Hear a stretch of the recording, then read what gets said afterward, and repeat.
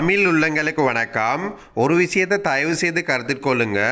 English மொழியில் பார்த்தீங்கன்னா 20 காலங்களில் வாக்கியங்களை உருவாக்கி கொள்ளலாம். ரைட். ஆக்டிவ் வாய்ஸ் எடுத்துக்கொண்டீங்கன்னா ஆக்டிவ் வாய்ஸ்னால் செய்வினை. ஆக்டிவ் வாய்ஸ்னால் செய்வினை. செய்வினை எடுத்துக்கொண்டீங்கன்னா 12 காலங்களில் வாக்கியங்களை உருவாக்கி கொள்ளலாம். பெசிவ் வாய்ஸ் எடுத்துக்கொண்டீங்கன்னா பெசிவ் வாய்ஸ்னால் செயற்பாட்டு வினை. பெசிவ் வாய்ஸ்னால் செயற்பாட்டு வினை. செயற்பாட்டு வினை எடுத்துக்கொண்டீங்கன்னா 8 காலங்களில் வாக்கியங்கள் உருவாக்கி கொள்ளலாம். அப்போ மொத்தமாக இங்கிலீஷில் 20 காலங்களில் வாக்கியங்கள் உருவாக்கி கொள்ளலாம். இந்த 20 காலங்களில் உங்களுக்கு வாக்கியங்கள் உருவாக்கி கொள்ளக்கூடியதாக இருந்தால் மாத்திரமே உங்களுக்கு சிறப்பாக இங்கிலீஷ் பேசக்கூடியதாக இருக்கும். நாங்கள் இந்த வீடியோவில் 4 காலங்கள் தொடர்பான மிக தெளிவான விளக்கங்களை பார்க்க போகிறோம். விளக்கங்களை பார்க்குறதுக்கு முதல்ல நீங்கள் இன்னும் எங்களோட சேனலை சப்ஸ்கிரைப் பண்ணலைன்னா இப்போயே சப்ஸ்கிரைப் பண்ணிக்கொள்ளுங்க. வீடியோ பிடிச்சிருந்தா லைக் பண்ண மட்டும் மறந்துடாதீங்க. ரைட். நாங்கள் வீடியோவை தெளிவாக பார்ப்போம். ரைட். கவனிங்க. ஒவ்வொரு விடயத்தையும் தெளிவாக பார்ப்போம். நான் சாப்பிடுகிறேன், நான் சாப்பிட்டு கொண்டிருக்கிறேன், நான் சாப்பிட்டேன், நான் சாப்பிடுவேன். இந்த 4 வாக்கியத்தை எப்படி இங்கிலீஷில் உருவாக்கி கொள்ளுதல் தொடர்பான விளக்கங்களை பார்ப்போம். ரைட். கவனிங்க.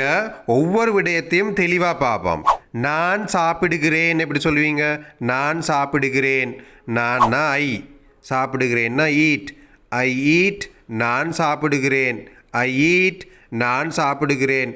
இது ப்ரெசன்ட் டென்ஸ், நிகழ்காலம். ஒரு விஷயத்தை தயவு செய்து கருத்தில் கொள்ளுங்க.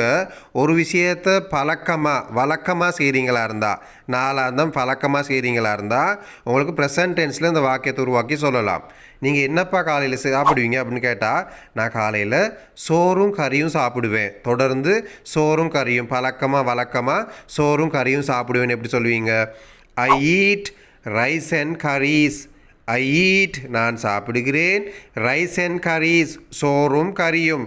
ஐ ஈட் ரைஸ் அண்ட் கரீஸ்னா நான் சோறும் கறியும் சாப்பிடுகிறேன். அப்போ ஒரு விஷயத்தை தயவு செய்து கருத்தில் கொள்ளுங்க. நீங்கள் பழக்கமாக ஒரு விஷயத்தை செய்கிறீங்களா இருந்தால் ப்ரெசன்ட் டென்ஸில் தான் சொல்லணும். அதுக்கு நாங்கள் சொல்லுவோம் ஹெபிச்சுவல் ஆக்ஷன்னு சொல்லி. வழக்கமான நடவடிக்கை, ஹெபிச்சுவல் ஆக்ஷன். ஒரு விஷயத்தை தொடர்ந்து வழக்கமாக செய்கிறீங்களா இருந்தால், நீங்கள் காலையில் சோறும் கறியும் சாப்பிட்றீங்க, நான் மாலையில் விளையாடுவேன். வழக்கமாக நீங்கள் மாலையில் விளையாடுறீங்களா இருந்தால் உங்களுக்கு ப்ரெசன்ட் டென்ஸை பயன்படுத்தி வாக்கியத்தை உருவாக்கி சொல்லலாம். ரைட். அப்போ ஐ ஈட்னா நான் சாப்பிடுகிறேன். அதுவே நாங்கள் சாப்பிடுகிறோம்னு எப்படி சொல்லுவீங்க? நாங்கள்னா வி ஈட். நாங்கள் சாப்பிடுகிறோம். நீ சாப்பிடுகிறாய்னா எப்படி சொல்லுவீங்க? You eat. நீ சாப்பிடுகிறாய். You eat. நீங்கள் சாப்பிடுகிறீர்கள் எப்படி சொல்லுவீங்க? நீங்களுக்கும் யூஏ தான் பயன்படுத்துறது. நீன்னு சொல்கிறதுக்கும் யூ தான், நீங்கள்னு சொல்கிறதுக்கும் யூ தான். அப்போ யூ ஈட். நீங்கள் சாப்பிடுகிறீர்கள். அவர்கள் சாப்பிடுகிறார்கள் எப்படி சொல்லுவீங்க? அவர்கள்னா தே ஈட். அவர்கள் சாப்பிடுகிறார்கள். They eat. அவர்கள் சாப்பிடுகிறார்கள். அவன் சாப்பிடுகிறான் எப்படி சொல்லுவீங்க? ஹீ ஈட் இல்லை, ஈட்ஸ். ஒரு விஷயத்தை தயவு செய்து கருத்தில் கொள்ளுங்க. சி இட் பெயர் சொற்கள் வருதா இருந்தால், அதாவது கீதா, ரவி இவ்வாறான பெயர் சொற்கள் வருதா இருந்தால் சில வினை சொற்களுக்கு எஸ் சேர்ப்போம், சில வினை சொற்களுக்கு ஐஇஎஸ் சேர்ப்போம், சில வினை சொற்களுக்கு இஎஸ் சேர்ப்போம். ரைட்.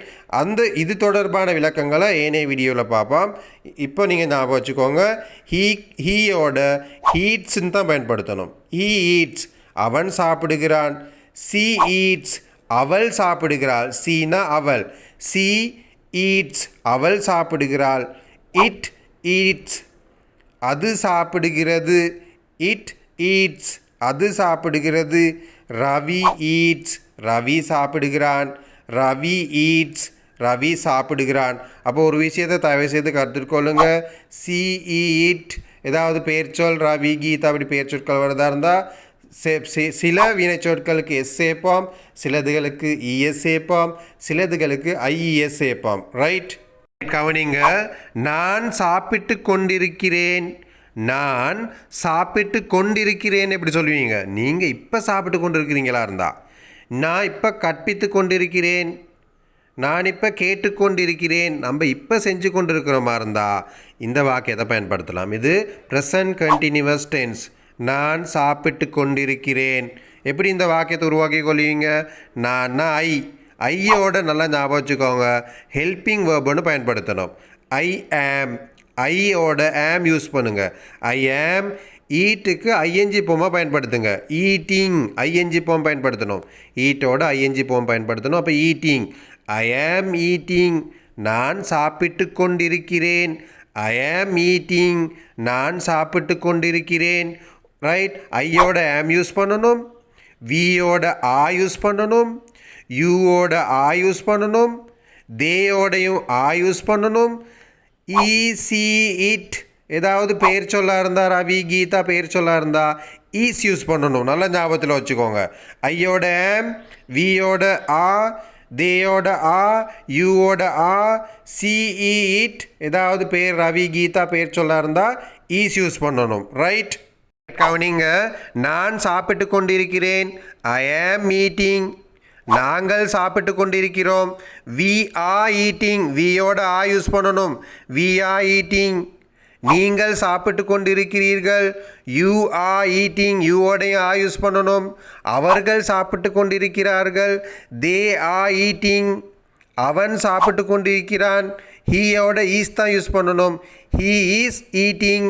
அவள் சாப்பிட்டு கொண்டிருக்கிறாள். She is eating.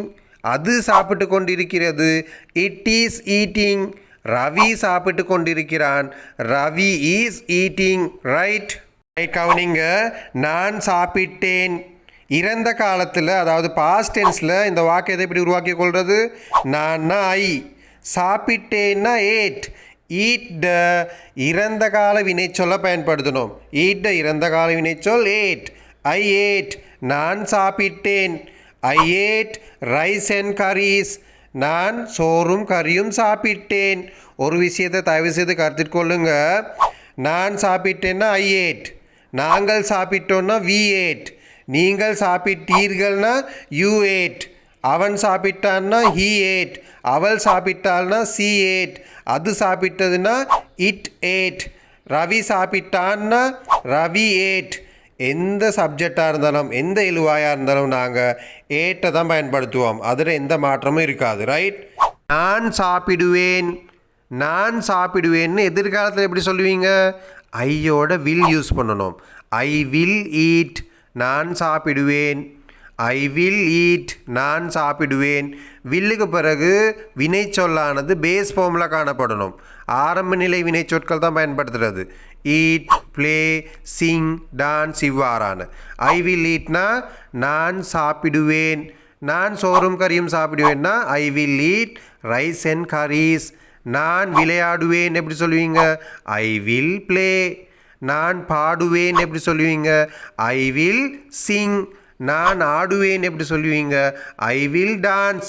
அதுவே நாங்கள் ஆடுவோம்னா வி வில் டான்ஸ். எல்லாத்துக்கும் வில் தான் பயன்படுத்துகிறது. அவள் ஆடுவாள்னு சொல்கிற மாதிரி இருந்தால் she will dance. Right. Right. கவனிங்க. நான் பால் குடிக்கின்றேன். நான் பால் குடித்து கொண்டிருக்கின்றேன். நான் பால் குடித்தேன். நான் பால் குடிப்பேன். உங்களாலேயே இதை இங்கிலீஷில் உருவாக்கி கொள்ளலாம். ரைட். ட்ரை பண்ணுங்க. நான் பால் குடிக்கின்றேன். ஐ ட்ரிங்க் மில்க். நான் பால் குடித்து கொண்டிருக்கின்றேன். ஐ ஆம் ட்ரிங்கிங். ஐஎன்ஜி ஃபார்ம் பயன்படுத்தணும். ஐயோட ஆம். ஐ ஆம் ட்ரிங்கிங்.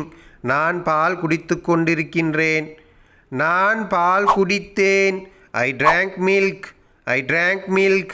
நான் பால் குடித்தேன். ட்ரிங்க் த பாஸ்ட் வினைச்சொல்ல பயன்படுத்தணும்.